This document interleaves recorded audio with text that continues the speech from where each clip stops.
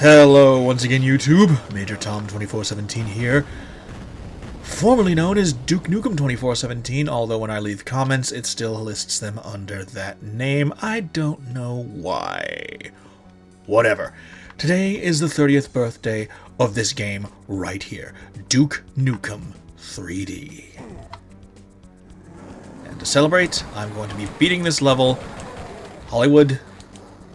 well, might as well say the second part of the name, Hollywood Holocaust, from Duke Nukem 3D on DOSBox. So yeah, this game launched, I wouldn't quite say an industry, but there were several professionally made build engine games of varying degrees of quality. Stuff like Shadow Warrior and Blood, the other two of the holy trinity of build engine games, and then we get to stuff like NAM and WW2. Yes, there were video games based in the build engine, based on World War II and the Vietnam War. They have their fans, but personally I think they're a little bit clunky.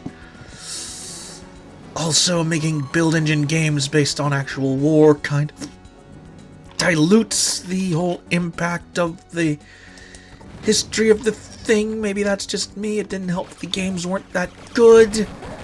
I mean, they did try to do things that Duke Nukem 3D doesn't try to do. Squad-based mechanics.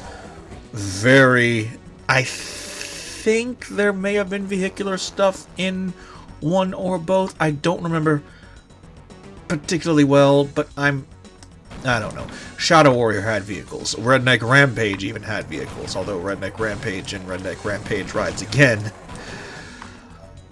well, those are Redneck Rampage games, and yeah, very much of their time, to put it that way. But this is Duke Nukem 3D, and in this we see a level of realism that was absent from previous attempts at depicting realistic city environments. William Shatner's Tech War? Don't make me laugh, even though I just did. The city levels in Doom 2? Again, don't make me laugh, even though I just did. The city levels in Doom 2 are a particularly egregious level of realism, quote-unquote, attempted in a first-person shooter for the time. And while you could argue that, well, they didn't have the resources that the build engine did, and da-da-da-da-da-da-da, like this in the background, the city levels in Doom 2 look nothing like actual urban environments. They had building-shaped lumps with textures all over them, not actual buildings.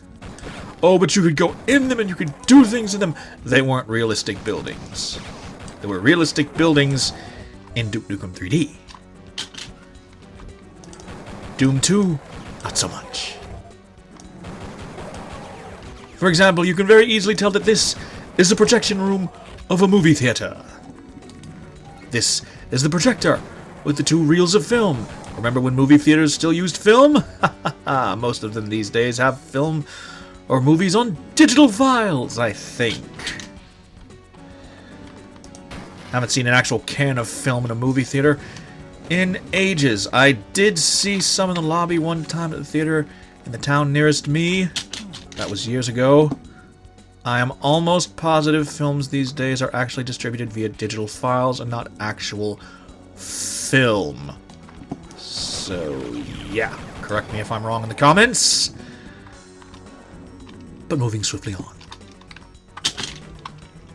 We're not here to talk about film and how it's distributed these days. We're here to talk about this game, Duke Nukem 3D, whose 30th birthday it is today. And some may balk at the idea of a game having a birthday, but come on. The 1990s were when a lot of popular franchises emerged into the collective consciousness in popular culture. Doom, Duke Nukem 3D, Myst, Tomb Raider, Quake, Mortal Kombat.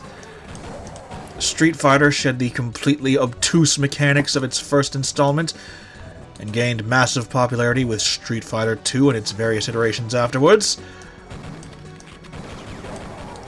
And how many of those franchises are still going today? And when I say still going, I mean actually still going.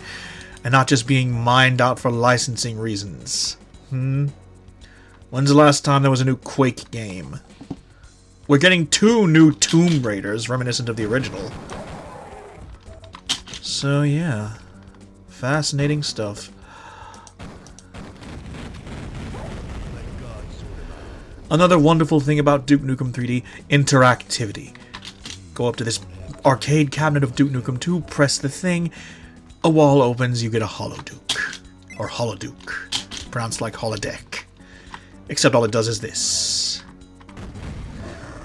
More useful in multiplayer, although some have maintained that it can be used in single player. I've never found it to be all that effective, but that's probably just me. And of course we have the dreaded pig cops. Basically one of the 2 mascot enemies of the entire franchise, the other being the Octobrain. Those won't appear until much later.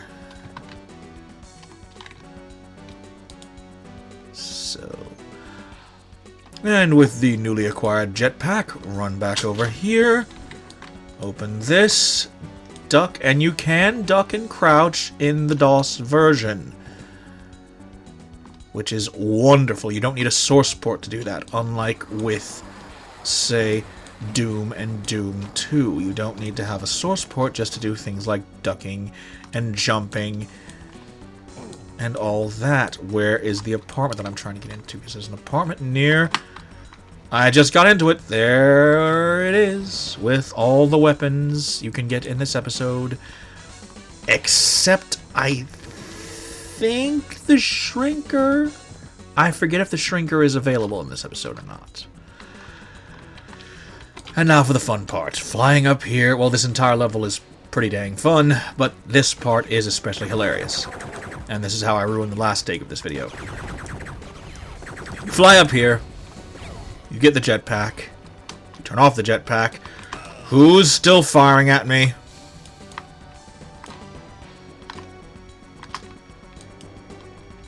That wasn't the fun part.